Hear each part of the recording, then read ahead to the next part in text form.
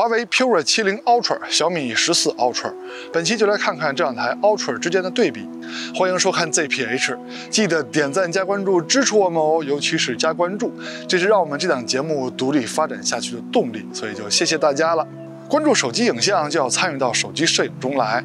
每期我都会拿着手机去瞎拍些照片，拍完之后呢，我会对照片进行调色，目的就是为了不让大家去分辨是哪台手机拍的，因为是台手机就能拍，关键是要参与到摄影中来。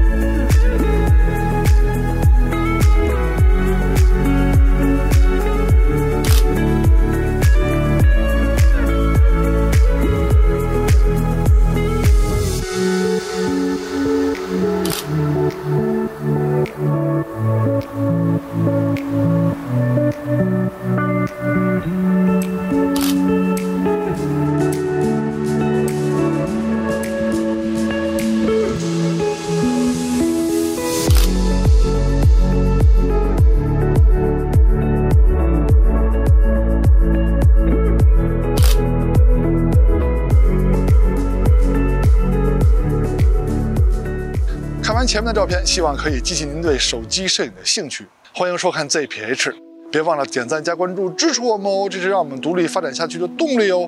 那下面我们就来看看它俩的表现吧。两台手机后摄的主要焦段都列这儿了，就不一一念了啊。这些焦段跟镜头呢，就是后面主要要来对比的焦段了。还有呢，就是它们都是定焦镜头，没有光学变焦，没有光变。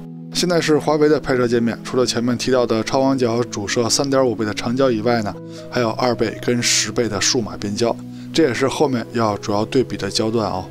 现在是小米的拍摄界面，虽然说它没有给10倍的数码变焦选项啊，但是它到了30倍呢会开启超级变焦模式。那到时候呢，咱们也要对比一下两台手机这个焦段的表现。当然了，还有包括微距啊、人像、夜景等。那么咱们还是先从主摄开始聊起。参数都列这儿了，就不一一念了啊。在默认状态下，它们最大的区别就是等效焦段的不同。华为的视角呢更窄一些，但是根据我个人的摄影习惯呢，我还是比较习惯于华为的等效27焦段，小米的等效23焦段啊，有点广。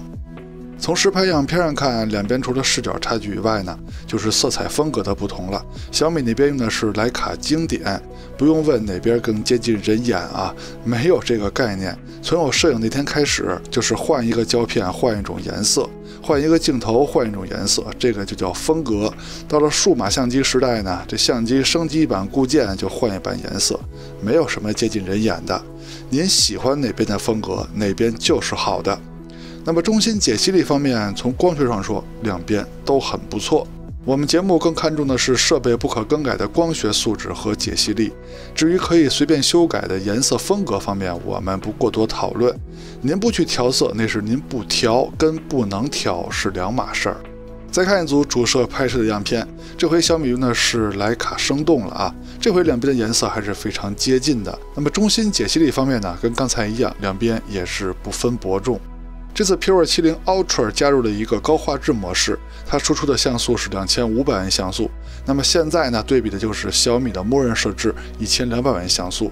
解析力方面可以看到画面中上方瓦片的部分，这些大面积重复的地方，也就是 AI 或者程序可以帮忙计算猜的地方。华为的解析力还是要超过小米的，但是屋檐下方彩绘的部分，这些需要光学解析力真正拍出来的部分，华为的表现跟小米还是有差距的，甚至不如它前面的普通模式的表现。我想这又是为什么高画质模式并不是默认设置，需要手动开启的原因。如果华为觉得这个模式非常好，没有毛病，那么它应该作为默认设置直接启用才对。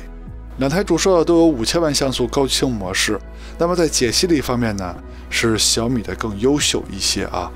不过华为还有一个 AI 5000万像素的高清模式，那么这个时候解析力可是要比小米的高清模式要强不少的。只不过呢，拍摄的时候有代价啊，就是成像非常慢，就像夜景模式一样啊，非常慢啊，你看非常慢，对吧？啊，这已经是老生常谈了。再看一下主摄的光学素质怎么样？这里看的是边角画质的把控能力。那么华为这边呢，要么拍摄弱格式，要么把视角拉到0.8倍。那么这个时候可以看到，华为主摄的光学素质还是不错的啊，边角画质的把控是要强于小米的。看另一个角的表现也是如此，华为主摄的边角画质把控能力是要强于小米的。那至于噪点吧，这个是机身程序单帧弱或者是感光器造成的，和镜组的光学质量没有关系。再说超广角镜头，参数都列这儿了。不过有一点要说一下，华为这么多年了，它超广角的硬件参数一直不在官网上标出来，各种专业网站还有 APP 也查不到啊，查起来非常的费劲。那我只能把它列为厂家不想告诉你了，而且这么多年它一点也没有想改变这点。从超广角的实拍样片上看，颜色风格差别还是挺大的。你们更喜欢哪边的效果呢？喜欢华为的打1，喜欢小米的打2。那视角差距如图所示，这个红边就是华为拍不到的范围。中心解析力方面，华为的稍微强一点点。再换一组超广角的样片，这回颜色比刚才更接近了一些。这回小米用的是徕卡生动，刚才是徕卡经典。那么中心解析力方面呢，还是华为的更强一点点。镜组的光学质量方面，也就是边角画质把控方面呢，也是华为的稍微好一点啊。但是小米的视角更广，而且它的光圈更大，它是更不利于把控边角画质的。但是看另一个角的表现，两边画质下降的幅度就差不多了。那从这点上来说呢，小米超广角的镜组光学质量做的还是更好一些的。虽然说华为的超广角没有5000万像素高清模式，但是它有高画质的2500万像素模式啊。那小米的超广角是有5000万像素高清模式的，但是解析力嘛，还是华为的更胜一筹啊。这也在我意料之中，因为小米超广角的高清模式一直做的不怎么样。再看中长焦的表现，中焦华为是没有的，小米有一个3.2倍的中焦镜头，它的等效75毫米焦段就约等于中焦吧，其实已经可以算长焦了。那长焦这块呢，华为有3.5倍的长焦镜头，小米有5倍的长焦镜头。对比还是先从2倍数码变焦看起，它们都是主摄的数码变焦，颜色风格还是差异挺大的。你们更喜欢哪边的效果呢？喜欢华为的打1，喜欢小米的打2。中心解析力方面，两边做得很接近。现在华为是3.5倍，小米是3.2倍。解析力方面，华为的更优秀啊，这也不出我所料。华为的3.5倍是有高画质2500万像素模式的，小米的3.2倍是有5000万像素高清模式的。但是解析力的优势呢，依旧是在华为这边。那我相信看过之前小米14 Ultra 节目的朋友，心里应该有这个谱啊。但是从5倍开始，情况就会发生变化。华为的5倍呢，就是数码变焦了，小米还是光学镜头，解析力的优势就在小米这边了。主要是小米的这颗5倍镜头啊，在光学素质方面确实远强于它的3.2倍镜头。现在是华为5倍的2500万像素模式对比小米5倍的5000万像素模式，在解析力上依旧是小米这边的优势非常明显。最后再看一组30倍数码变焦的表现吧。小米有一个 AI 超级变焦模式，解析力的优势呢，依旧是在小米这边啊。再说微距拍摄，两台手机都可以用长焦镜头来拍摄微距，但是在这个领域里呢，华为一直是非常优秀的存在啊。长焦微距一直就是华为的强项，而且它的长焦镜头在拍摄微距的同时还能有很好的望远效果。这一代还加大了光圈，达到了 f2.1。综合水平、综合表现可以说非常上乘。你看小米的3.2倍镜头，它拍摄微距虽然说还可以，但是它拍摄远方的能力在光学解析力上是不如华为的。那综合起来，也不用综合起来说吧，就说回微距拍摄本身吧，也是华为的更优秀。那前摄呢，先看自拍，自拍用的就是默认设置啊，没有调用人像模式。那手机愿意用人像模式呢，那就是它程序自己的默认设置了，我们也不手动干预。从实拍效果上看呢，虽然说华为这边的效果不错，但是跟右边小米的比呢，明显不够精致啊。所以说在前摄自拍方面，我肯定更喜欢小米的效果。当然你们愿意喜欢华为也行啊，你们可以投下票，更喜欢哪边呢？喜欢华为的打1，喜欢小米的打2。现在是前摄录像的表现，两边的防抖呢，从头部上看呢，都是稍微有些晃的啊，但是背景还是挺稳的。那可能就是我个人的问题了啊，不是手机的问题。但是解析力方面，就是清晰度方面，小米的清晰度是更高一些的，而且颜色我也觉得更好看。再看人像拍摄的效果，用的就是人像模式里的默认设置。两边虽然说颜色风格差别非常大，但我却说不出来哪边更招我喜欢。华为这边虽然说人物的肤色看起来更黄一些，但是看起来更柔和啊。当然我说的是人物肤色啊，没说背景这些。小米那边虽然说肤色看起来更红润，但是看起来好像没有华为的柔和啊。你们更喜欢哪边的效果呢？换了一个场景之后，华为的表现跟刚才还是有些类似的，但是小米这边呢是一张亮一张暗啊，而且我没有动地方啊，就是头部稍微改了一下位置，就是一张亮一张暗的。那小米这边的表现呢还是不够好啊。再看蜘蛛扩张度的表现，那第一个场景主摄跟超广角的表现两边都是非常惊艳的啊，亮部能亮得上去，树枝与高光天空的分界也都非常自然，暗部能暗得下来，而且还都有细节。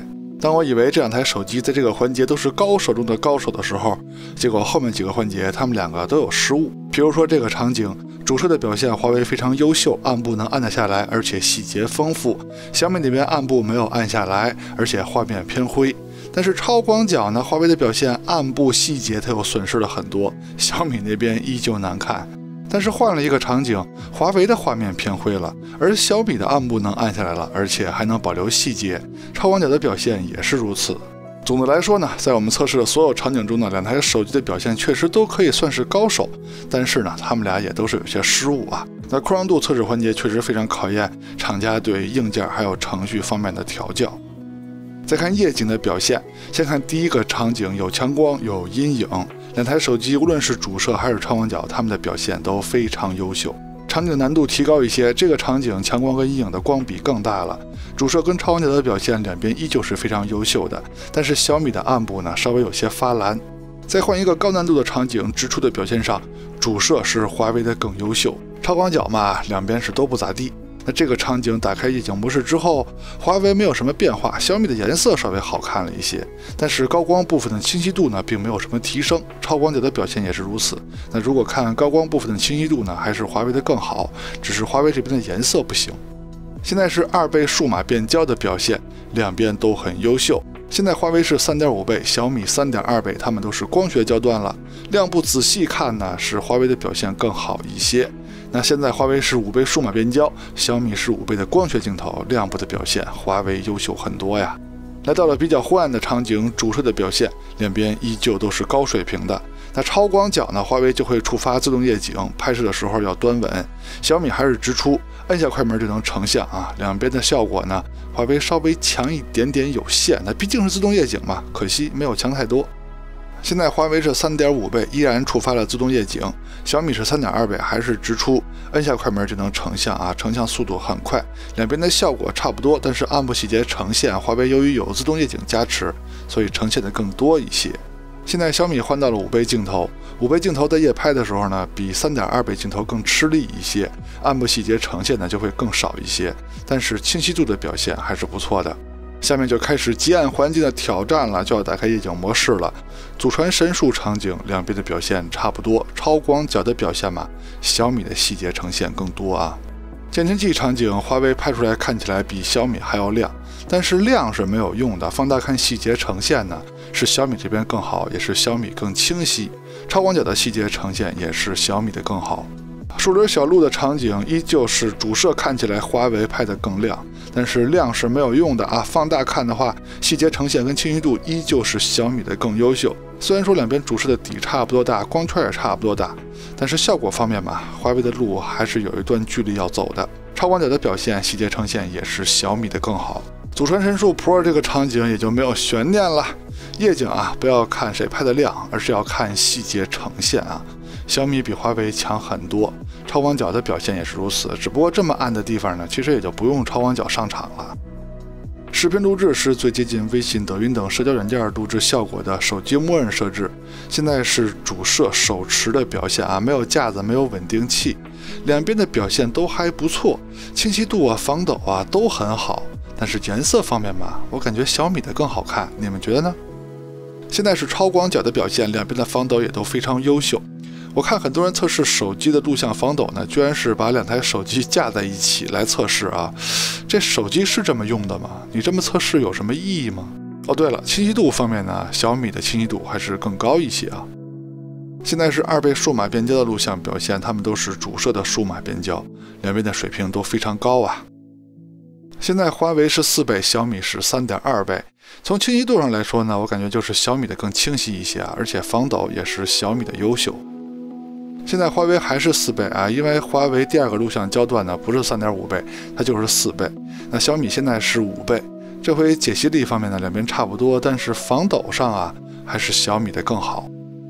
现在是10倍数码变焦的录像表现，防抖这回我感觉是华为的更好了啊，但是清晰度还是小米的更高。